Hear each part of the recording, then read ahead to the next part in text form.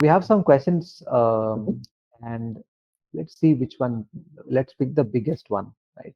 Okay. It's from Somalaya, and he says, I feel that with markets getting saturated and products becoming equally fast, capable, and competent, I think he's talking about differences vanishing really quickly between products. The value prop, no matter how well presented or quickly presented, he's not sure that that will be enough to make it stand out. And he's saying new age marketers may have to create new types of value and construct something that appeals to users at a gut level, right? And then, so a course on psychology could be useful here. What do you think? That's an interesting question. Interesting question. Yes, I think.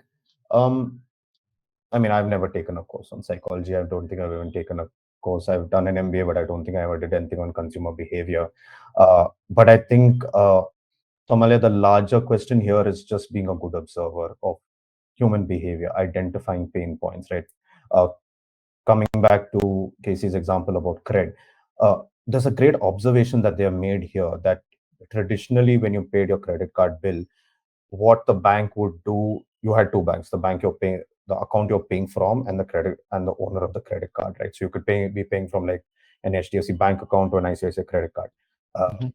And both the banks would take their own sweet time, whichever banks it were, to recognize a payment and credit it to your credit card bill. So if you paid on, God forbid, you paid on the last date that it was due, they will credit it only 3 days later and mark it as late. And this is an observation they've made. There's no kind of formal learning here. They just noticed that, this is a pain point and this is something that people have gotten trapped by again and again and again. They've actually cared to see that.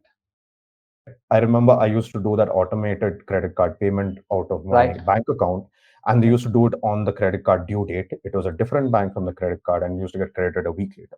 And every single time it used to be marked as late. Right? They've identified this. This is an observation, and then they have pushed this as saying this is the value we have to create.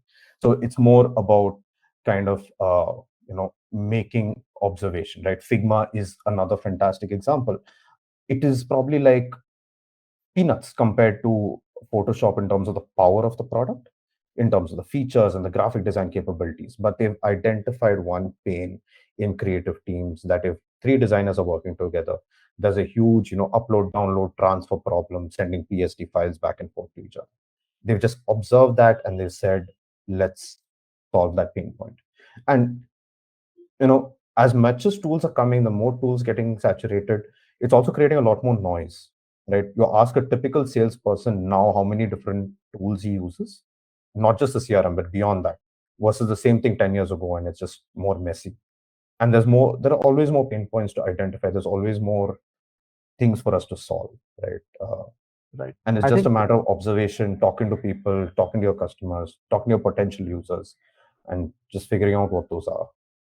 I think it's a great answer, Aditya, because what effectively you're saying is on the outside, it looks like all the products sort of sound similar, and maybe all of their websites give you the same sort of feeling that we're all competent, etc. But there is always something going on in the real world, right? And if Yeah. you care to observe that and do something around it, then people do find a value. Perfect.